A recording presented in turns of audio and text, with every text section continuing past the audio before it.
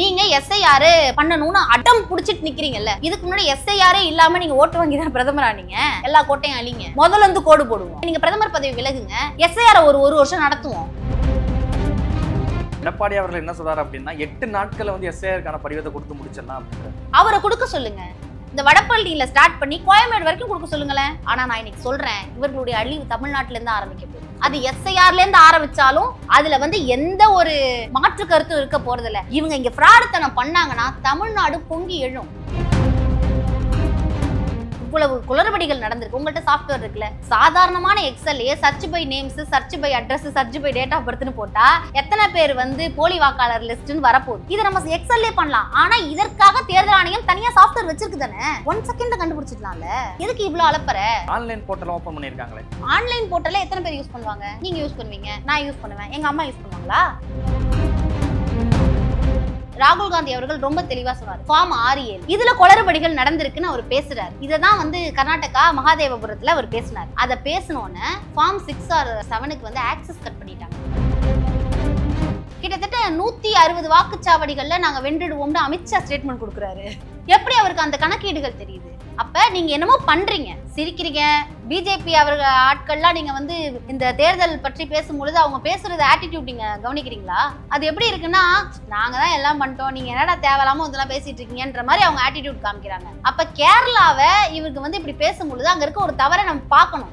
இப்படி அவர் சொல்லியிருக்காரே, இதன் பின்னாடி இருக்கக்கூடிய விளைவுகள் என்னன்னு விஜய்க்கு அவர்களுக்கு இன்னும் சரியாக தெரியல. தெரியாம டெப்த் புரியாம ஒரு ஸ்டேட்மெண்ட் கொடுக்க கூடாது. குறிப்பாக தமிழ்நாட்டுடைய தேர்தல் அதிகாரியான அர்ச்சனா பட்நாயக் என்ன சொல்லியிருக்காங்க அப்படின்னா, வாக்காளர் பட்டியலுக்கு அந்த எஸ்ஐஆர் படிவம் கொடுக்கும்போது அதை வந்து நீங்க பூர்த்தி பண்ணி கொடுக்கல அப்படின்னா அவங்க பேர் நீக்கப்படும் ஓப்பன் ஸ்டேட்மெண்ட் கொடுக்குறாங்க. எப்படி இவ்வளவு தைரியம் வருது? அதன் பிறகு அவங்க ஒரு அறிக்கை விடுறாங்க. அதன் பிறகு நீங்க ஃபார்ம் வாங்கி திரும்ப உங்களுக்கு டைம் இருக்கு, நீங்க ஃபில் பண்ணி கொடுத்துக்கலாம். எப்படி நீக்கப்படும் சொல்றதுக்கு நீங்க யாரு? அர்ச்சனா நாயக் யாரு? நீங்க யாரு? நீங்க தேர்தல் ஆணையத்துல வேலை பார்க்குற ஒருத்தவங்க. நீங்க இந்த நாட்டினுடைய பிரஜை. எப்படியோ அப்படித்தான் நாங்களும். எங்களை எப்படி பல மாதங்களுக்கு முன்னாடி பகல்காம் அட்டாக் நடந்து 22க்கும் மேற்பட்ட மக்கள் வந்து கொல்லப்பட்டாங்க. இப்போ அடுத்து வந்து டெல்லியில வந்து ஒரு கார் பாம் பிளாஸ்ட் ஆயிருக்கு. தொடர்ச்சியா அந்த நடவடிக்கை எப்படி பாக்குறீங்க? இது வந்து முழுக்க முழுக்க அவங்களோட ஃபெயிலியர். ஒரு அட்டாக் நடக்காம எங்களை ப்ரொடெக்ட் பண்ண வேண்டிய இடத்துல நீங்க இருக்கீங்க தானே. இந்த அட்டாக் நடந்த 10 நிமிடங்கள்ல வந்து நாங்க என்ஐஏ வந்து அனுப்பிட்டோம்னு சொல்லி உள்துறை அமைச்சர் அமித்ஷா சொல்றாரு. இல்ல, எனக்கு என்னன்னா 10 நிமிஷத்துக்கு முன்னாடி அனுப்பணும். செத்ததுக்கு அப்புறம். நீதித்துறை நேயர்களுக்கு வணக்கம். இன்று நம்மோடு இணைந்திருப்பார் திராவிட முன்னேற்ற கழகத்தின் தலைமை கழக செய்தி தொடர்பாளர் ராஜேஸ்வரி அவர்கள். வணக்கம் மேம். தமிழ்நாட்டில் கடும் எதிர்ப்புக்கு மத்தியில் 8வது நாளா வாக்காளர் பட்டியல் சிறப்பு திருத்தம் பணிகள் வந்து நடந்துகிட்டு இருக்கு. எப்படி பாக்குறீங்க மேம்? அதாவது மக்களுடைய ஓட்டுங்கிறது அவங்களோட உயிர் மாதிரி. ஒவ்வொரு முறையும் ஒவ்வொருத்தவங்க நம்ம ஓட்டு போட்டு தான் ஒரு மனிதரை தேர்ந்தெடுக்கணுங்கும் பொழுது இந்த தேர்தல் ஆணையம் அப்படிங்கிறது என்னவோ அதற்கு ஒரு சாதகமாக, ஒன்றிய அரசுக்கு சாதகமாக செயல்பட்டு அரசு தேர்வு, அதாவது இந்த தேர்தல் முறையையே முழுக்க அப்படியே களவாடி கொடுக்கிற மாதிரி இருக்கு. இது வேணுமா, பீகார் வேணுமா, நான் இதை களவாடி உங்களுக்கு கொடுக்குறேன். உங்களுக்கு ஹரியானா வேணுமா, நான் களவாடி கொடுக்குறேன்னு சொல்லிட்டு இதை பார்க்கும் பொழுது இதை வந்து முதல்ல நம்ம ஊர்ல ஸ்டார்ட் பண்ணியிருந்தாலும் நமக்கு அந்த ஒரு அவேர்னஸ் இருந்திருக்காது. பட் இதற்கு முன்பாக இவர்கள் என்னெல்லாம் செய்தாங்க, அதனுடைய விளைவுகள் என்னவா இருந்திருக்கு. ஹரியானால பாத்தீங்கன்னா 58 to 62% வந்து காங்கிரஸ் வந்து முன்னிலையில இருந்ததா பல பத்திரிகை செய்திகள் வெளியிட்டது, கருத்து கணிப்பு. ஆனா வந்த ரிசல்ட் பாத்தீங்கன்னா 37%. எக்ஸ்ட்ரா ஆட் பண்ண வாக்காளர்கள் எத்தனை பேர் அப்படின்னு பாத்தீங்கன்னா அது போகுது ஒரு 37,000. திடீர்னு இவ்வளவு பேர் எங்கிருந்து வந்தார்கள் அப்படிங்கிற ஒரு கேள்வி. ஆக இதை வந்து கேள்வி கேட்கணும்ல. இந்த ஒரு தவறு நடந்திருக்கு, இந்த தவறை கேள்வி கேட்கணும். ஏன் கேள்வி கேட்கல? அப்ப நாங்க உங்களை எப்படி நம்புறது? தேர்தல் ஆணையத்தை நான் ஏன் நம்பணும்? இப்ப நீங்க மக்களை நம்ப மாட்டீங்க, பார்லிமெண்ட்ல இந்த டிஸ்கஷனை நீங்க வைக்க மாட்டீங்க. ஏன் நீங்க வந்து சுப்ரீம் கோர்ட்ல இருக்கிற எந்த ஒரு விஷயத்தை பத்தியுமே நீங்க பார்லிமெண்ட்ல டிஸ்கஸ் பண்றதே இல்லையா? மக்களுக்காக தான் அரசு. நீங்க வந்து என்ன நினைக்கிறீங்கன்னா அரசுக்காக மக்கள் இல்ல, அப்படியெல்லாம் வாழ முடியாது. இது என்ன, எங்களுடைய உரிமையை களவாட முடியாது. இப்ப என்னுடைய பெயர் வந்து என் சொந்த ஊர்ல இருக்கு, நான் இப்ப வேற ஊருக்கு மாத்திருக்கேன், பேர் மாற்றம் பண்ணிருக்கு. என்னுடைய பேரே வந்து ராஜராஜேஸ்வரி என்னோட ஓட்டர் ஐடியில வந்திருக்கு. அப்படிங்கும் பொழுது இதை நான் போய் இதை திருத்தம் பண்ணி இது என் கையில வரதுக்கு எத்தனை நாள் ஆகும்? குறைந்தபட்சம் 1 மாதம் ஆயிடும். 1 மாதம் ஆயிடும். அதுக்குள்ள நீங்க 1 மாத கால அவகாசம் கொடுக்குறீங்க.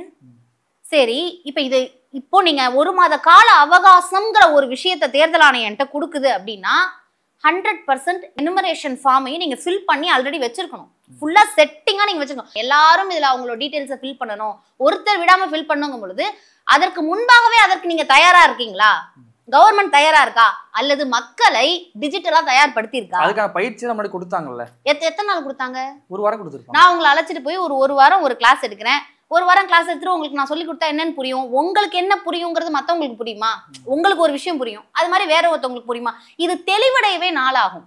ஒரு விஷயம் ஒரு படிவத்துல இருந்து ஒரு ஃபார்ம் எடுத்து நம்ம ஃபில் பண்ணி அதுல இருக்கக்கூடிய பிரச்சனைகள் இருக்குல்ல, அதை களைந்து அதை நம்ம சரியா மேல எடுத்துட்டு போறதுக்கு எத்தனை நாள் ஆகும்? அது ஒரு சாதாரண விஷயமே கிடையாது. எக்ஸல் கொடுக்க மாட்டீங்க, ஏன் புரியல? ஏன்னா போட்டோ காப்பி கொடுக்குறீங்க. அவ்வளவு அழுக்கு இருக்கா? நான் ஏன் தேர்தல் ஆணையத்தை நம்பணும்? தேர்தல் ஆணையம் மக்களை நம்பலல்ல. நீங்க எதையுமே எங்கிட்ட வெளிப்படையா காட்டல. சிசிடிவி ஃபுட்டேஜ் கொடுக்க மாட்டீங்க, மறைச்சு வச்சிருக்கீங்க. சிசிடிவி ஃபுட்டேஜை பாத்திரக்கூடாதுங்கிறதுக்கா அதுக்கு ஒரு சட்ட திருத்தம் கொண்டு வரீங்க. 45 நாள்ல நாங்க ஓட்டு போறதுல என்ன பிரைவசி இருக்கு? எனக்கு புரியல. நான் உள்ள கேமரா வச்சு நான் ஓட்டு போடுற மிஷின் பக்கத்துல நீ வச்சு பார்த்தா நீ பிரைவசின்னு பேசலாம். அங்க பெண்கள் நான் ஓட்டு போட வரேன், ஓட்டு போட வரதுல இதுல என்ன பிரைவசி இருக்குன்னு எனக்கு புரியல. இது யாருக்கான பிரைவசினா, எப்படி ஓட்டு திருப்தை அனுபவிக்கலாம் அல்லது எப்படி களவாடலாம்ங்கிற மனிதர்களோட அவங்களோட பிரைவசி, அதுக்குள்ள நம்ம எப்படி போக முடியும்னு சொல்லி அதை பிளர் பண்ணி ஒரு சட்ட திருத்தம் கொண்டு வரீங்க. அப்படிங்கும்போது உங்களை எப்படி நான் நம்புறது?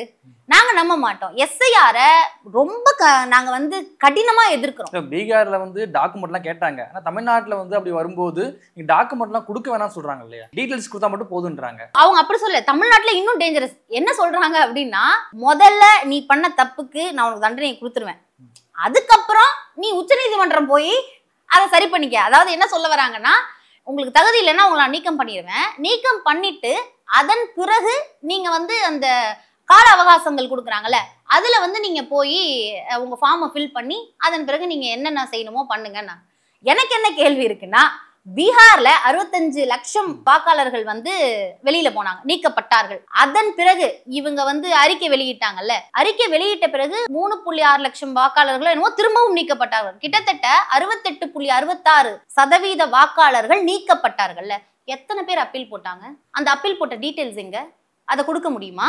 எத்தனை பேர் அப்பீல் போட்டாங்க? சரி, தமிழ்நாட்டுல எத்தனை பேர் அப்பீல் போடுவாங்க? எனக்கு நான் ஏழைகளோ இல்லது அன்றாட வாழ்வியலுக்காக ஒரு இடத்துல இருந்து இன்னொரு இடத்துக்கு போயிட்டு வரவங்களோ வீடு மாறி இருப்பாங்க. இன்னைக்கு ஒருத்தர் பேசுறாரு, தமிழ்நாட்டில் இருக்கக்கூடியவர், நான் இதுக்கு முன்னாடி அந்த வீட்டுல தாங்க இருந்தேன், ரொம்ப வருஷமா இருந்தேன், என்னோட எல்லா அடையாளங்களும் அந்த வீட்டை ஒட்டியே தான் இருக்கு, ஆனா நான் இப்ப இருக்கிற வீட்டுக்கும் அதுக்கும் சம்பந்தம் இல்ல. இப்ப நான் எப்படி நான் ஓட்டு போடுவேன்? நான் ஓட்டு போடணும். இப்ப அவரு இதற்காக எத்தனை நாள் அலைவார்? அவருக்கு காசு கொடுப்பாங்களா? 3 நாட்கள் வரைக்கும் பிஎல்ஓ வீட்டுக்கு போய் செக் பண்ணணும்.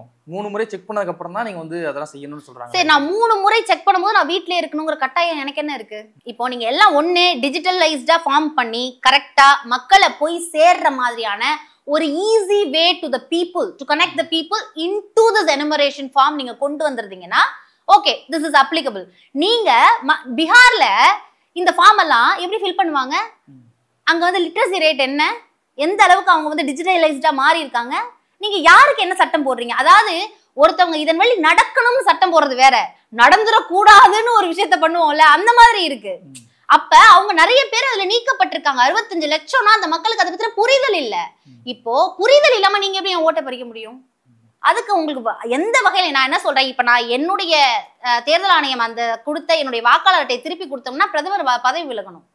எல்லாரும் திருப்பி போட்டாங்கன்னா என்ன பண்ணுவாங்க? சரி, நீங்க எஸ்ஐஆர் பண்ணணும்னு அட்டம் புடிச்சிட்டு நிக்கிறீங்கல்ல, இதுக்கு முன்னாடி எஸ்ஐஆரே இல்லாம நீங்க ஓட்டு வாங்கி தான் பிரதமர் ஆனீங்க, எல்லா கோட்டையும் அழிங்க, முதல்ல கோடு போடுவோம். எனக்கு அதுல இப்ப திருப்தி கிடையாது. இந்த நாட்டினுடைய பிரஜையா எனக்கு சொல்றதுக்கு எல்லா உரிமையும் இருக்குல்ல, எல்லா கோட்டையும் அடிங்க, நீங்க பிரதமர் பதவி விலகுங்க, எஸ்ஐஆர் ஒரு வருஷம் நடத்துவோம், ஒரு வருஷம் நடத்தி முடிச்சுட்டு அது வரைக்கும் நீதிமன்றங்கள் தலைமை நீதிபதிகள் பாத்துக்கிட்டோம் ஒரு சில விஷயங்களை, இல்லது எந்த அளவுக்கு இதை கட்டுமானமா கொண்டு போறதுன்னு பாத்துக்கிட்டோம், நடத்தட்டும். நடத்தினதுக்கு அப்புறம் வைங்க. இல்ல நான் கேக்குறேன், நவம்பர்ல 24 ஸ்டார்ட் ஆகி ஜனவரி வரைக்கும் நம்மளுடைய ஸ்பெஷல் சம்மரி ரிவிஷன் நடந்திருக்கு, எஸ்எஸ்ஆர் நடந்திருக்கு.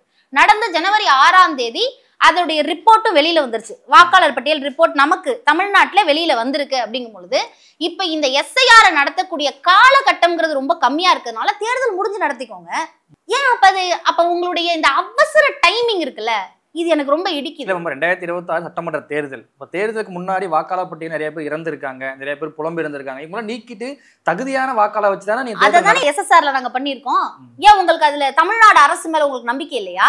வேணா நீங்க உள்ள ஏன் அப்ப எடப்பாடி அண்ணன் எங்க போனாரு? ஃபாரின் போயிட்டாரா? இல்ல எனக்கு தெரியல. SSR பத்தி அவர் பேசவே இல்ல. அறிக்கை வாக்காளர் பட்டியல் வெளியிட்டப்ப அவர் எங்க போனாரு? இன்னைக்கு பிஜேபிக்கு ஆதரவு தெரிவிக்கிறோம், நாங்க SIR கூட நிப்போம் அப்படின்னு பேசுறதுக்கு என்ன காரணம் அப்படின்னா, அவங்க வருவாங்க, ஓட்ட திருடுவாங்க, யாரும் பார்க்க கூடாது. அது முக்கியமா திமுகவை சேர்ந்த BLA 2க்கள் அங்க இருக்கக்கூடாது. இருந்தாங்கன்னா யார் யாரெல்லாம் இங்க இந்த ஓட்டுக்கள், அதாவது பீகார்ல இருந்து இங்க தங்கி இருக்கக்கூடிய, ரொம்ப வருஷமா தங்கி இருக்கக்கூடிய மக்களுடைய ஓட்டை இவங்க கண்டிப்பா மாத்துவாங்க. ஒரு சில குளறுபடிகள் இருக்கு. இதை தவிர்க்கிறதுக்கு BLA 2க்கள் அங்க இருக்க வேண்டியது ஒரு அவசியம் தானே. நம்மளுடைய ரெப்ரசன்டேஷனா, நான் சொன்ன மக்களினுடைய ரெப்ரசன்டேஷனா இருக்கக்கூடிய பீப்புள் அங்க இருந்து இவங்க சரியா பண்றாங்களான்னு நாங்க பாக்குறதுல என்ன தப்பு இருக்கு? இப்ப நான் பார்க்க மாட்டேனா? இப்ப நீங்க பார்க்க மாட்டீங்களா? ஒரு தமிழ்நாட்டினுடைய ஒரு பிரஜையா நான் சொல்றேன், நீங்க போய் ஏதோ ஒரு தப்பு இருக்குன்னா என்னன்னு பார்க்க மாட்டீங்களா? அது போலதான். ஏன் உங்களுக்கு அவ்வளவு பயம்? ஏன் செய்யக்கூடாது? நாங்க அப்படியே அத்துமீறிடுவோமா? அதெல்லாம் கிடையாது. நாங்க நியாயமாக யார் யாருக்கு ஓட்டு போடக்கூடிய உரிமை இருக்கோ அவர்களுக்கு ஓட்டு கிடைக்கணும். நீங்க இதை எங்க கொண்டு போவீங்க? குடியுரிமை இழப்புக்கு கொண்டு போவீங்க, NCRக்கு கொண்டு போவீங்க, NRCக்கு கொண்டு போயிடுவீங்க. இதை முழுக்க அந்த இடத்துக்கு கொண்டு போய் எங்களை எல்லாம் குடியுரிமை இழப்புக்கு கொண்டு போயிடுவீங்க. அது இப்ப மக்களுக்கு தெரியாது. ஏன்னா இந்த SIRலயே அதனுடைய அப்ஜெக்டிவ் இருக்குல்ல, அது என்ன சொல்லுது தெரியுமா? குடியுரிமை உள்ளவர்களா? தேர்தல் ஆணையத்துக்கும் குடியுரிமைக்கு என்ன சம்பந்தம்? இல்ல, அது எனக்கு, நீ குடியுரிமை உள்ளவர்களா நீ எப்படி பாப்ப? அது உன் வேலையே கிடையாது. நீ எனக்கு ஓட்டு இருக்கா, ஓட்டு இல்லையா, நான் வேற இடத்துக்கு போயிட்டேன்னா போகலையா, இல்ல நான் இறந்துருக்காங்களா, இல்ல ஜாயின் பண்ணுமா, குடியுரிமை உள்ளவர்களா அப்படின்னா அப்ப எங்க அப்பாலாம் இங்க பிறந்து வந்தாரு, எங்க தாத்தாலாம் இங்க பிறந்து வளர்ந்தாரு, நான் உன்ட்ட என்ன ப்ரூஃப் பண்ணிக்கிட்டே இருக்கணுமா? எப்படி இந்திய நாட்டுல இருக்கக்கூடிய ஒரு பிரஜைய, தமிழ்நாட்டுல இருக்கக்கூடிய பிரஜைய நீ எப்படி நீ குடியுரிமை உள்ள என்கிட்ட ப்ரூஃப் பண்ணு அப்படின்னு எப்படி கேட்பீங்க? நாங்க என்ன பார்டர்லயா இருக்கோம் இங்க ஊடுருவி ஒரு விஷயம் நடத்துறதுக்கு? இப்போ எனக்கு ஓட்டு இல்லைன்னு வைங்க, இப்ப என் பேர் 2 தடவை இருக்கு, இதை நான் போட்டு எடுக்கிறதுக்குள்ள நான் கண்டிப்பா போராட்டம் பண்ணுவேன்.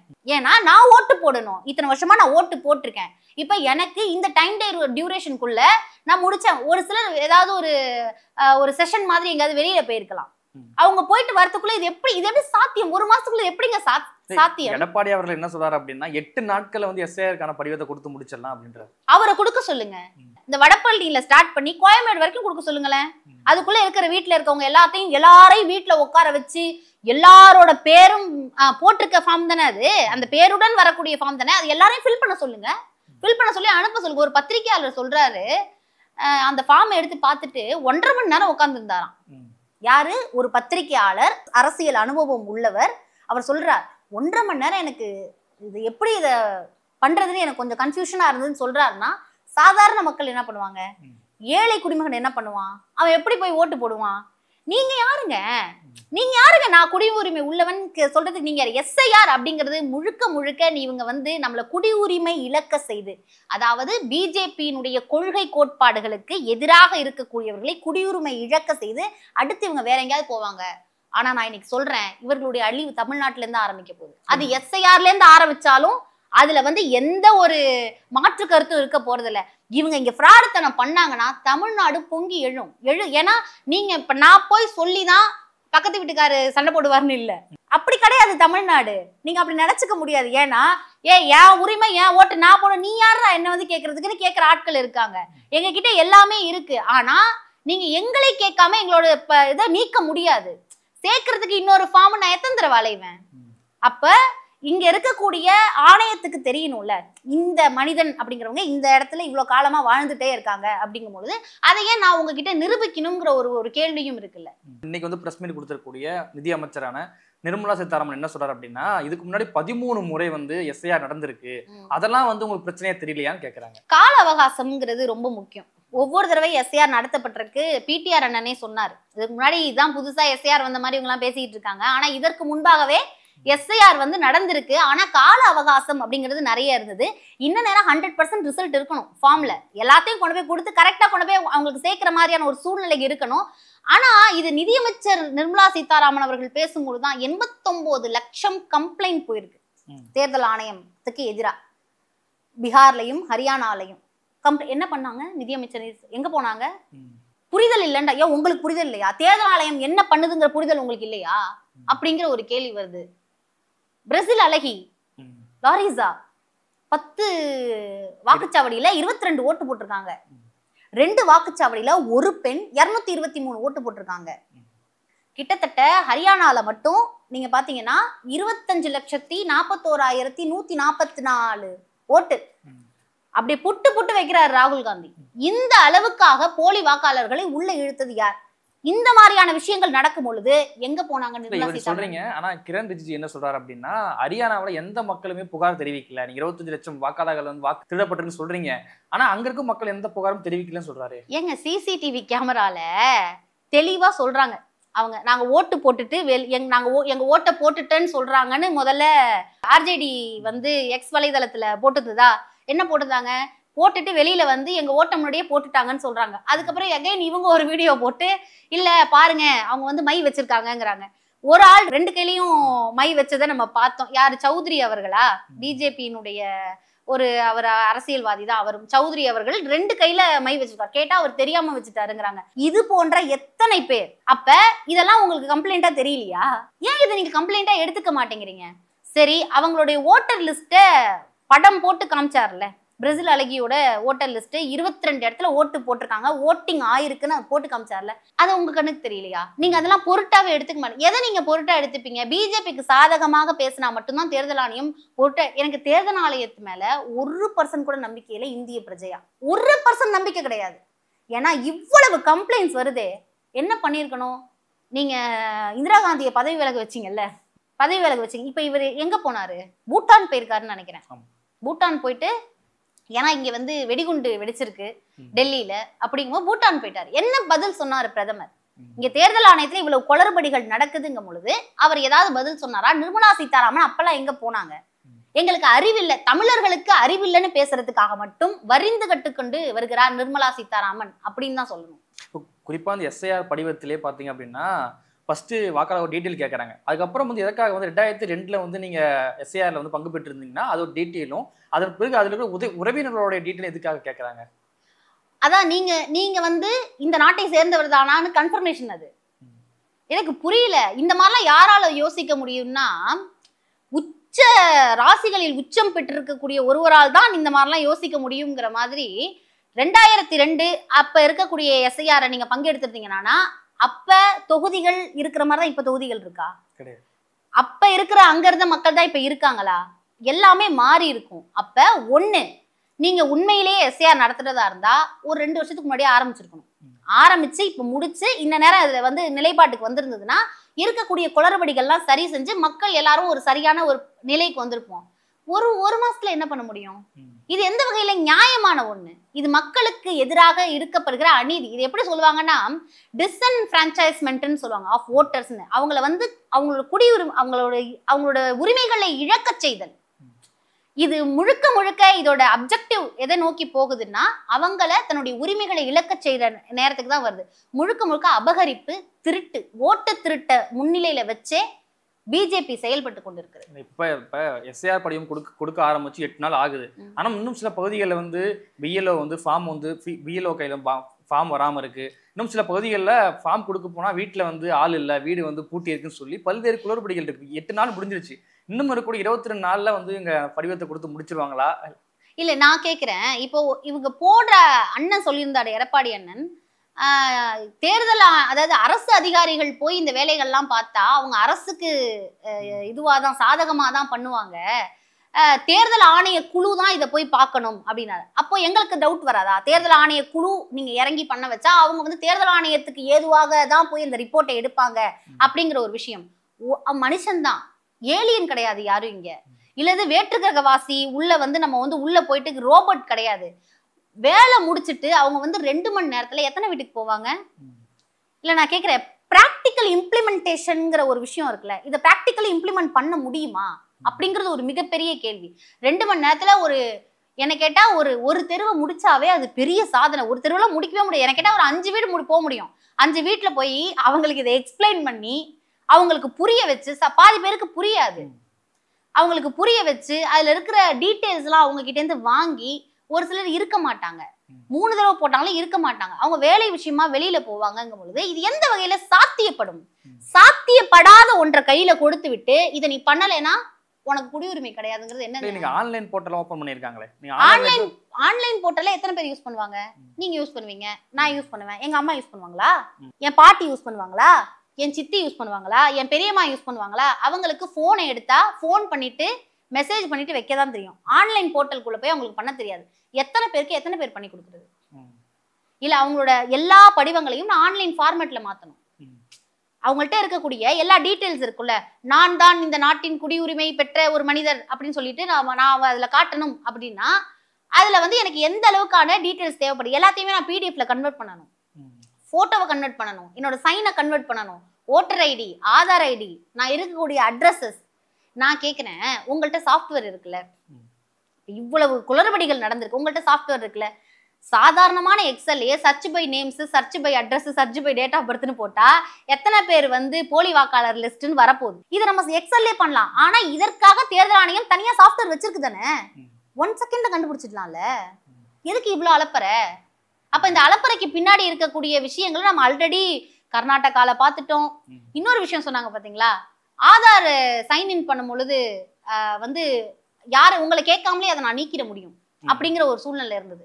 அதை வந்து அவர் வந்து மகாதேவபுரத்துல கர்நாடகால நடந்தப்ப அதை வெளிச்சம் போட்டு காமிச்சார், இந்த மாதிரி இருக்கு அப்படின்னு சொன்னதுக்கு அப்புறம் ஆலந்த் அப்படிங்கிற இடத்துல வந்து இது போன்ற குளறுபடிகள் நடந்ததுக்கு அப்புறம் தேர்தல் ஆணையம் அதை மாத்திருக்கு. அதாவது ஆதார் சைன்இன் பண்ணி யார் வேண்டுமானாலும் பண்ணலாம், உங்கள்கிட்ட எந்த வெரிஃபிகேஷனுமே வாங்காம யார் வேணாலும் ஆதார சைன்இன் பண்ணி உள்ள போய் உங்களை நீக்கவும் முடியும், உங்களை சேர்க்கவும் முடியும். அப்படி குளறுபடி நடந்தது. அதன் பிறகு தேர்தல் ஆணையம் மாட்டிருக்கு. அப்ப என்ன தேவை? டிஸ்கஷன் தேவை. நீங்க டிஸ்கஸ் பண்ணல. இன்னொன்னு, ராகுல் காந்தி அவர்கள் ரொம்ப தெளிவா சொன்னாரு, ஃபார்ம் 6-7 இதுல குளறுபடிகள் நடந்திருக்குன்னு அவர் பேசுறாரு. இததான் வந்து கர்நாடகா மகாதேவபுரத்துல அவர் பேசினாரு. அதை பேசினோன்னு ஃபார்ம் 6 and 7க்கு வந்து ஆக்சஸ் கட் பண்ணிட்டாங்க. நீ தான் நல்லவனாச்சே, நீங்க தான் ரொம்ப ஆதாரம் மிக்க உண்மையுள்ள மனிதர்களாச்சே, நீங்க ஏன் அதோட ஆக்சஸை கட் பண்ணி வைக்கிறீங்க? அதனால தெளிவா அப்சல்யூட்டா அதுக்குள்ள என்ன நடந்திருக்கு, அந்த ஃபார்ம் 6 and 7 வச்சு அவங்க என்ன ஃப்ராட் தனம் பண்ணியிருக்காங்கிறத கண்டுபிடிக்க முடியல. அவர் ரொம்ப தெளிவா சொல்றாரு. டூப்ளிகேட்டட் ஓட்டர்ஸா இருக்கட்டும், அட்ரஸா இருக்கட்டும், பல்க் ஓட்டர்ஸா இருக்கட்டும், தெளிவா போட்டு 25 லட்சம் கிட்ட போலி வாக்காளர்கள் இருக்காங்கன்னு காட்டினதுக்கு அப்புறமும் அந்த 6-7 ஃபார்ம்ல இருக்கக்கூடிய ஓட்டர்ஸை கண்டுபிடிக்க முடியல. அதோடைய அங்க என்ன நடந்திருக்குன்னு தெரியல. இப்படி நீங்க மறைச்சு மறைச்சு யாருக்காக போடுறீங்க? நீங்க என்ன கடவுளா? இல்ல அதுக்கு மேல இருக்க நீங்க எங்களுக்கு அபத்தமான ஒரு விஷயத்த இந்த அளவுக்கு மக்களை கஷ்டப்படுத்தி இவ்வளோ ஒரு கம்மியான ஏன் நிர்மலா சீதாராமன் அவர்களுக்கு தெரியாதா? எங்களை பார்த்து தெளிவு இருக்கா, அறிவு இருக்கான்னு கேக்குறீங்கல்ல, உங்களுக்கு தெரியாதா? ஒரு மாசத்துக்குள்ள ஒரு நாட்டுல இருக்கக்கூடிய 6.5 கோடி மக்களுக்கு இதை பண்ணிட முடியுமா? எப்படி இதை எடப்பாடி பழனிசாமி அண்ணன் பேசுறாரு? அவரு கொஞ்சமாவது நாட்டு மக்களை பத்தி யோசிக்கணும். அவர்கள் படக்கூடிய பிராக்டிக்கல் இம்ப்ளிமெண்டேஷன்ல இருக்கக்கூடிய கஷ்டங்களை பத்தி அவர் யோசிச்சிருந்தாரு அப்படின்னா இந்த வார்த்தை இவ்வளவு எளிதில் அவர் வந்திருக்காது. அவரை பொறுத்த வரைக்கும் அவர் சொம்பு தூக்கணும்னு முடிவு பண்ணிட்டாரு, தூக்குறாரு. அவர் வேற எங்கேயாவது போய் தூக்கணும். தமிழ்நாட்டுல இருந்து தூக்குனா மக்கள் காண்டாயிடுவாங்க. ஏன் இவ்வளவு கஷ்டம் இருக்கு, நான் ஏன் இன்னொன்னு என்ன யோசிப்பாங்கன்னா, இவ்வளவு கஷ்டப்பட்டு இந்த ஃபார்ம் எல்லாம் ஃபில் பண்ணா ஓட்டு போடணுமா? நான் ரொம்ப யதார்த்தத்தை பேசுறேன் அப்படின்னு நினைக்கிற மக்கள் இருக்காங்க தானே?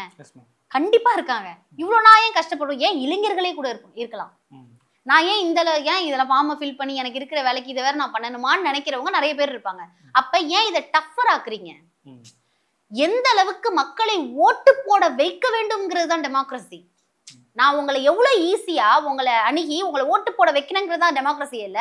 உங்களை அந்த ஓட்டு போட வைக்கக்கூடிய அந்த கால இடைவெளி இருக்குல்ல, அதை உங்களை கடினப்படுத்துறது டெமோக்ரஸி கிடையாது. இந்த அறிவு நிர்மலா சீதாராமன் அவர்களுக்கு இருந்திருந்ததுன்னா இப்படி பேசியிருக்க மாட்டாங்க. இப்போ எஸ்ஐஆருக்கு எதிராக இப்போ திமுக சார்பாக வந்து வழக்கு தாக்கல் செய்யப்பட்டது. இந்த வழக்கு வந்து கூடுதல் எங்களையும் ஒரு மனுதாரதான் சேர்த்துக்குங்கன்னு சொல்லி ஏடிஎம்கே வந்து மனு தாக்கல் செஞ்சிருக்காங்க. ஆனால் இவங்க தான் எஸ்ஐஆர் கொண்டு வந்த உடனே வந்து முழு மனதாக ஆதரிச்சாங்க. இன்னைக்கு வந்து டிஎம்கே தொடுத்த வழக்குல தன்னையும் ஒரு மனுதாரரை இணைச்சிருக்காங்க. அப்படி பாக்குறீங்க? அவங்க வந்து நாங்க உள்ள போய் எந்த ஒரு BLA 2க்கள் வந்து உள்ள போகக்கூடாது அப்படின்னு நினைக்கிறாங்க. அதான் அவங்க இந்த மாதிரி உள்ள வந்து இணைச்சிருக்கிறது காரணம் எங்களுடைய அசைவுகளை அவங்க பாக்குறதுக்காக, இவங்க என்ன பண்றாங்க அப்படின்னு பாக்குறதுக்காக. ஆனா எந்த வகையிலையுமே அதுல வந்து நியாயமற்ற செயல்கள் எதுவுமே கிடையாது. அவங்களுக்கு பிஎல்ஓ மட்டும் பார்க்கணும். பிஎல்ஏ 2க்கள் வந்து அதுவும் எந்த கட்சியை சேர்ந்தவங்க இருக்கக்கூடாது அப்படின்னு நினைக்கிறது அப்படிங்கிறது வந்து ரொம்ப அபத்தமான ஒரு விஷயமா நான் பாக்குறேன். இதுல வந்து கண்டிப்பா ஒரு சிசிடிவி கேமரா மாதிரி அவர்கள் செயல்பட முற்படுகிறார்கள். ஆனா அது தேவை கிடையாது. நீங்க அவர் வந்து ஒரு நல்லவர் நாடகம் போடுகிறாரோ அப்படிங்கிற ஒரு எண்ணமும் இருக்கு. இல்ல பல இடங்களில் வந்து டிஎம்கே ஐடி விங்க சேர்ந்த ஊழியர்கள் வந்து இந்த எஸ்ஏஆர் ஃபார்ம் வந்து கொடுத்து தனக்கு சாதகமான ஆட்களை மட்டும் ஃபுல் பண்ண வைக்கிறதா குற்றச்சாட்டு. இல்ல இப்ப ஃபார்மை போய் ஒருத்தவங்க சேர்க்கணும்ல, இவங்கள்ட்ட கரெக்டா போய் சேருதா? இப்ப உங்க வீட்டுல இருக்க பக்கத்துல இருக்கவங்கள்ட்ட இந்த ஃபார்ம் கரெக்டா வந்து சேருதான்னு ஒரு தமிழ்நாட்டினுடைய பிரஜையா நான் யோசிக்க கூடாதா? நான் யோசிப்பேன். ஏன்னா என் நாட்டின் மக்களுக்கு குடியுரிமை முக்கியம். அதுல நீ ஒரு குளறுபடியை கொண்டு வர, அதை தெளிவுபடுத்தி என்னுடைய மக்கள்கிட்ட கொண்டு போய் சேர்க்க வேண்டியது என்னுடைய கடமை. இப்ப நான் உங்கள்கிட்ட போய் ஃபார்ம் ஃபில் பண்ணி கொடுத்துட்டேன்னா நீங்க எனக்கு சாதகமா ஓட்டு போட்டுருவீங்களா? கிடையாது. நீங்க யார் அன்னைக்கு போய் மிஷினுக்கு பக்கத்துல நான் பக்கத்துல நிக்க போறேன்? இதுக்கும் அதுக்கும் என்ன சம்பந்தம் இருக்கு? இது வந்து நீங்கள் இந்த நாட்டினுடைய பிரஜை அப்படிங்கிற நிர்ணயம் பண்றதுக்கான ஒரு படிவம். அதை நான் உங்களுக்கு எப்படி அதை படிவத்தை ஃபில் பண்ணணும்னு நான் உங்களுக்கு ஹெல்ப் பண்றேன். அதை உங்கள்கிட்ட கொண்டாந்து சேர்க்கிறேன். ஆக்சுவலி இதை தேர்தல் ஆணையம் பண்ணணும். இதை திமுக பண்ணுது அப்படின்னா நீங்க கையெழுத்து கும்பிடணும். ரொம்ப நன்றி, இந்த விஷயத்தை எங்களுக்கு இவ்வளவு எளிதில் முடிச்சு கொடுத்ததுக்குன்னு சொல்லணுமே தவிர அதுல 1008 குறைகளையும் குற்றங்களையும் தான் பேசி கொண்டிருக்கு. இதற்கும் ஓட்டு போடுவதற்கும் சம்பந்தமே கிடையாது. ஓட்டு போடுறது அப்படிங்கிறது உங்களுக்கு அந்த நேரங்கள்ல உள்ள போய் நீங்க போட போறீங்க. நீங்க எந்த சுவிட்ச் அமுக்குறீங்கன்னு எனக்கு என்ன தெரியும்? இல்ல உள்ளே உட்காந்து பிஜேபி மாதிரி 10 சுவிட்சை கூட நீங்க அமுக்கலாம். இல்ல அன்புமணி என்ன சொல்றாரு அப்படின்னா, தனக்கு சாதகமான ஆட்களை வந்து வாக்காளர் லிஸ்ட்ல சேர்த்துட்டு தனக்கு எதிராக ஆட்களை நீக்கிடுவாங்க, எழுதவே மாட்டாங்க அவங்க பேரை அப்படின்னு சொல்றாரு. அப்ப அதிமுக பாமகக்கெல்லாம் ஆளே இல்லையா? இல்ல நான் கேட்கிறேன். இதெல்லாம் வந்து பேசணுங்கிறதுக்காக அன்புமணி அண்ணன் ரொம்ப எதுவுமே கொடுக்கல, எதுவுமே பண்ணலன்னா அவர் பேசிட்டு இருக்காரு. என்னமோ எஜுகேஷன் சரியில்லைங்கிறாரு. கொஞ்ச நாள் கொண்டு போய் பீகார் உத்தரப்பிரதேசம் அண்ணனை கொண்டு போய் கூட்டு போய் டூர் சுத்தி காட்டிட்டு வரணும். அங்க இருக்கக்கூடிய குழந்தைகள்லாம் பேப்பர் இருக்குல்ல, நம்மளோட நியூஸ் பேப்பர்ல வெளியில அந்த இடத்துல உட்கார அருகதை இல்லாத இடத்துல அந்த பிள்ளைங்களுக்கு நியூஸ் பேப்பர்ல சோறு போட்டுட்டு இருக்காங்க. அதெல்லாம் போய் அண்ணனை கூட்டிட்டு போய் காட்டினாதான் அவருக்கு என்ன அப்படிங்கிறது புரியும். ரொம்ப அபத்தமா இருக்கு இதெல்லாம். ஏன் பாமக ஆள் இல்லைன்னு ஒத்துக்கிறீங்களா? பாமக பிஎல்ஏ 2க்கள் இல்லையா? அதிமுகக்கு இல்லையா? இல்ல மற்ற கட்சிகளுக்கு உங்களுக்கு ஆளே இல்லையா? உங்களுக்கு ஓட்டு போறதுக்கு ஆளே இல்லையா? எல்லாத்தையும் திமுக மாத்திருமா? இதெல்லாம் வந்து உங்களுடைய இயலாமை அப்படிங்கிற ஒரு விஷயத்த மத்தவங்க மேல கம்ப்ளைண்டா வைக்க கூடாது. சமீபம் எஸ்ஏஆர் வந்து கொண்டு வந்த உடனே தாவேக சார்பு அறிக்கை வந்து விட்டுருந்தாங்க. அந்த அறிக்கையில குறிப்பா என்ன சொன்னாங்க அப்படின்னா, இப்ப கேரளாவில எஸ்ஏஆருக்கு எதிராக சட்டமன்றம் கூட்டப்பட்டு தீர்மானம் நிறைவேற்றப்பட்டிருக்கு, தமிழ்நாட்டுல ஏன் செய்யல அப்படின்னு கேட்கறாங்க. அதாவது கேரளாவை பொறுத்த வரைக்கும் பி கோபாலகிருஷ்ணன் நினைக்கிறேன், அவரு 2019 2026 2 காலகட்டத்தை நீங்க பாத்தீங்கன்னா 62,000 வாக்காளர்கள் சேர்க்கப்பட்டாங்க. அதன் பிறகு 1,46,656 வாக்காளர்கள் நினைக்கிறேன். அத்தனை பேர் வந்து நியூவா ஆட் பண்ணாங்க. அவர் வந்து ஓப்பன் ஸ்டேட்மெண்ட் சொன்னாரு, நாங்க ஜெயிக்கணும்னா எத்தனை வாக்காளர்களை வேணா ஆட் பண்ணுவோம், எத்தனை வாக்காளர்களை வேணா நீக்குவோன்னு பி கோபாலகிருஷ்ணன் அவர்கள், அதாவது பிஜேபியின் ராசியில் உச்சம் பெற்றவர் அவர் சொன்னார் ஓப்பன் ஸ்டேட்மெண்ட். எங்க போனார் இவரு? அப்ப அதை எதிர்த்து பேசணும் தானே. ஒரு இடத்துல ஒரு விஷயம் டெமோக்ரஸி இல்லாம நடக்கும் பொழுது அதை பார்த்து தட்டி கேட்கணும். தட்டி கேட்காம அங்கதானே நடக்குது அப்படின்னு சொல்லிக்கிட்டு ஏன் இங்க எஸ்ஐஆர் எதிர்க்கிறாங்கன்னு இவர் பேசுறது எப்படி இருக்குன்னா, இவருக்கு வந்து இதனோட புரிதல் இன்னும் டெப்த் புரியலன்னு தான் தோணுது எனக்கு. அப்ப அது எவ்வளவு பெரிய ஓப்பன் ஸ்டேட்மெண்ட். கிட்டத்தட்ட 160 வாக்குச்சாவடிகள்ல நாங்க வென்றுடுவோம்னு அமித்ஷா ஸ்டேட்மெண்ட் கொடுக்குறாரு. எப்படி அவருக்கு அந்த கணக்கீடுகள் தெரியுது? அப்ப நீங்க என்னமோ பண்றீங்க, சிரிக்கிறீங்க. பிஜேபி அவர்கள் ஆட்கள்லாம் நீங்க வந்து இந்த தேர்தல் பற்றி பேசும்பொழுது அவங்க பேசுறது ஆட்டிடியூட் நீங்க கவனிக்கிறீங்களா? அது எப்படி இருக்குன்னா, நாங்க தான் எல்லாம் பண்ணிட்டோம், நீங்க என்னடா தேவையில்லாம இதெல்லாம் பேசிட்டு இருக்கீங்கன்ற மாதிரி அவங்க ஆட்டிடியூட் காமிக்கிறாங்க. அப்ப கேரளாவை இவருக்கு வந்து இப்படி பேசும்பொழுது அங்க இருக்க ஒரு தவறை நம்ம பார்க்கணும். இப்படி அவர் சொல்லியிருக்காரே, இதன் பின்னாடி இருக்கக்கூடிய விளைவுகள் என்னன்னு விஜய்க்கு அவர்களுக்கு இன்னும் சரியாக தெரியல. தெரியாம டெப்த் புரியாம ஒரு ஸ்டேட்மெண்ட் கொடுக்க கூடாது. குறிப்பாக தமிழ்நாட்டுடைய தேர்தல் அதிகாரியான அர்ச்சனா பட்நாயக் என்ன சொல்லியிருக்காங்க அப்படின்னா, வாக்காளர் பட்டியலுக்கு அந்த எஸ்ஏஆர் படிவம் கொடுக்கும்போது அதை வந்து நீங்க பூர்த்தி பண்ணி கொடுக்கல அப்படின்னா அவங்க பேர் நீக்கப்படும், ஓப்பன் ஸ்டேட்மெண்ட் கொடுக்குறாங்க. அதுக்குதான் அண்ணன் போய் கம்யூனிஸ்ட்ல சார்ந்தவர்கள் மிகப்பெரிய போராட்டங்கள்லாம் நடத்தினாங்க. எப்படி இவ்வளவு தைரியம் வருது? அதன் பிறகு அவங்க ஒரு அறிக்கை விடுறாங்க. அதன் பிறகு நீங்க ஃபார்ம் வாங்கி திரும்ப உங்களுக்கு டைம் இருக்கு, நீங்க ஃபில் பண்ணி கொடுத்துக்கலாம். எப்படி நீக்கப்படும் சொல்றதுக்கு நீங்க யாரு? அர்ச்சனா பட்நாயக் யாரு? நீங்க யாரு? நீங்க தேர்தல் ஆணையத்துல வேலை பார்க்குற ஒருத்தவங்க, நீங்க இந்த நாட்டினுடைய பிரஜை. எப்படியோ அப்படித்தான் நாங்களும். எங்களை எப்படி நீக்கப்படுவீங்க நீங்க எப்படி சொல்லுவீங்க? டைம் டியூரேஷன் இருக்கா? இது வந்து முழுக்க முழுக்க ஒரு ஒரு மோசமான, இந்தியா எங்க போகுது, இந்தியாவை எப்படி காப்பாத்தி கொண்டு வருதுன்னே தெரியல. ஆனால் ஒரே ஒரு விஷயம், இது இவங்களுடைய அழிவுங்கிறது எதுல ஆரம்பிக்கும்னு எனக்கு தெரியாது. பிஜேபியினுடைய அழிவு அது கண்டிப்பா தமிழகத்துல இருந்தா அவங்களுடைய அழிவு ஆரம்பிக்க போகுது. ஏன்னா ஒரு மிகப்பெரிய எழுச்சியும் புரட்சியும் நடந்தாதான் இவங்க பண்ற இவ்வளவு அந்த ஆக்டிவிட்டிஸ், ரொம்ப வஸ்ட் ஆக்டிவிட்டிஸ். என்ன பண்றதுன்னா, ஒரு ஆணையம் அமைக்கிறாங்க அப்படின்னா அதுல அவங்க ஃப்ராடுத்தனம் பண்ண போறத தொலைநோக்கு பார்வையை போட்டு பாத்துடுறாங்க. அந்த விஷயத்தை அவங்க எக்ஸிக்யூட் பண்றதுக்கு தேவையாக என்னென்ன இடையூறான சட்டங்கள்லாம் இருக்கோ அந்த எல்லா இடையூறான சட்டங்கள்ல போயும் அங்க மாத்தி மாத்தி மாத்தி மாத்தி விட்டுட்டாங்கன்னா போற வழியை கிளியர் பண்ணி விட்டே போறாங்க. இந்த அளவுக்கு மோசமா இருக்கும் போது எங்க போனாங்க ரச்சனா பட்நாயக், எங்க போனாங்க அவங்க அப்படிங்கிற கேள்வி மேல. இது வந்து ரொம்ப ஆட்டிடியூடா இருக்கு. என்னுடைய உரிமை, என்னுடைய ஓட்டு, அது நீங்க இதுல இவ்வளவு ஆட்டிடியூட் காட்டக்கூடாது. பொறுமையா சொல்லலாம், நீங்க இந்த மாதிரி பண்ணுங்க அப்படின்னு சொல்லாமே தவிர இந்த அளவுக்கு இவங்களுக்கான தைரியத்தை கொடுக்கறது யாரு அப்படிங்கிற ஒரு கேள்வி இருக்கு. இறுதியா வந்து என்ன பண்ணா, பல மாதங்களுக்கு முன்னாடி பகல்காம் அட்டாக் நடந்து 22க்கும் மேற்பட்ட மக்கள் வந்து கொல்லப்பட்டாங்க. இப்ப அடுத்து வந்து டெல்லியில வந்து ஒரு கார் பாம் பிளாஸ்ட் ஆயிருக்கு. தொடர்ச்சியா அந்த நடவடிக்கை எப்படி பாக்குறீங்க? இது வந்து முழுக்க முழுக்க அவங்களோட ஃபெயிலியர். இதை இவங்க எப்படி காட்டுறாங்க மக்களுக்கு அப்படின்னா, இது வந்து நாங்க பாருங்க போராடிக்கிட்டு இருக்கோம். முழுக்க முழுக்க அவங்க பாகிஸ்தான் மேல நம்ம தப்பு சொல்றதோ இல்லது வந்து இவங்க இது தீவிரவாத அட்டாக்னா அவங்க வந்து ஒரு விஷயத்த சொல்லி எங்களுக்கு கிளாரிஃபை பண்ணணும்னு அவசியமே இல்லை. அப்புறம் எதுக்கு நீங்க கவர்மெண்ட்ல இருக்கீங்க?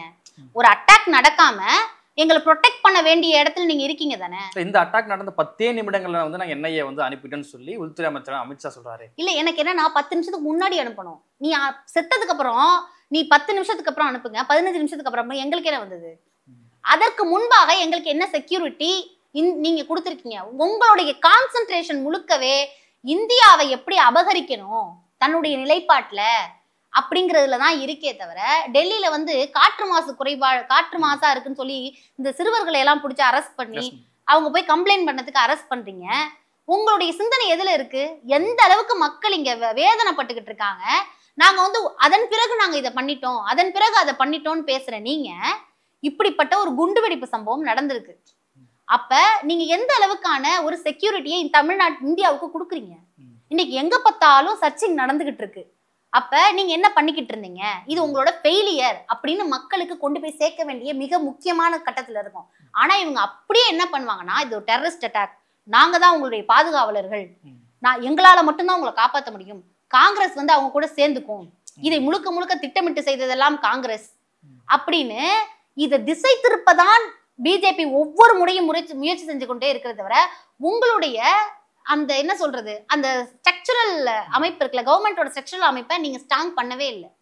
நீங்க அதாவது இவங்க வந்து இந்த தடவை கிட்டத்தட்ட அவங்க பிரதமரா இருக்க வேண்டியதே இல்லை. ஏன்னா அவ்வளவு குளறுபடிகள் இருக்கு இங்க தேர்தல் ஆணையத்துக்கிட்ட. அப்படி இருக்கும் பொழுது இவங்களுக்கு இதை நிர்மாணிக்க தெரியல. இந்தியாவை ஒருமைப்பாட்டுடன் வேற்றுமையில் ஒற்றுமை அப்படிங்கிற அந்த ஒரு நிலைப்பாட்டுடன் இவங்களுக்கு நிர்மாணிக்க தெரியல. ஏன்னா அவங்களுடைய சிந்தனையும் செயல்பாடுகளும் ஒற்றுமையில் ஒற்றுமைன்னே இருக்கு. நாங்க என்ன சொல்றோம், அதுதான் உங்க ஒற்றுமை, அதை நிலைப்படுத்தணும்னு இருக்கிறதுனால இன்னைக்கு இந்தியா இப்படிப்பட்ட மிக கொடூரமான தாக்குதலுக்கு உள்ளாக்கி இருக்கு. அதற்கு தமிழ்நாட்டில் இருந்து பலரும் வருத்தம் தெரிவிக்கிறார்கள். பல புதிதாக தோன்றிய கட்சிகள், தாவேகாவின் உடைய தலைவர் கூட வருத்தம் தெரிவிக்கிறேன் அப்படின்னு போடுறாரு. தமிழ்நாட்டில் ஏதாவது சின்ன கொலையாடி சிலர் நடந்தாலோ இல்லைங்க ஏதாவது ஒரு விஷயங்கள், ஒரு திருட்டு நடந்தாவோ உடனே வந்து திமுகவின் கட்டுமானம் தான் இதற்கு காரணம், இவங்க தான் வந்து இது அரசியலாக்கூடாதுல. இப்ப அங்க 13 பேர் இறந்து இருக்காங்க, அதுக்காக தாவேக தலைவர் வந்து வருத்தம் தெரிவிக்கிறார். அது அரசியலாக்க முடியுமா? நம்ம இல்ல, இது அரசியலாக்கப்படுறது கிடையாது. அவர் வருத்தம் தெரிவிக்கலாம். எப்படி தெரிவிக்கலாம்னா, நான் இதற்காக மிகுந்த வருத்தம் தெரிவிக்கிறேன், இந்தியாவும் இதற்கான முன்னேற்பாடுகளுடன் இருந்திருக்கணும், இது உங்களோட செக்யூரிட்டி ஃபெயிலியர், இதை வந்து நீங்க கண்டிப்பா இதுல பரிசீலனை பண்ணணும்னு தான் நீங்க அறிக்கை போடணும். நீங்க ஒரு தலைவர், பொறுப்புள்ள தலைவரா இருந்தா அப்படிதான் அறிக்கை போடணும். நீங்க எப்படி போடுறீங்க? வெறும் வருத்தம் தெரிவிக்கிறேன் அப்படின்னு நீங்க சொல்றது வந்து அவங்களுக்கு சொம்பு தூக்குற மாதிரி இருக்கு. அதாவது எப்படின்னா, நீங்க உங்களுடைய ஒரே எதிரி திமுக தான், நாங்க வந்து வேற எந்த கட்சியுமே விமர்சிக்கவே மாட்டோம் அப்படிங்கிற மாதிரியும் ஒரு சின்ன பயமும் தெரியுது. ஒரு பயத்தினுடைய வெளிப்பாடா இருக்கு அப்படிங்கிறது தெரியுது. ஓகே, இவ்வளவு நேரம் எனக்கு கலந்து கொண்டு பல்வேறு கருத்துக்களை பயந்த நன்றி.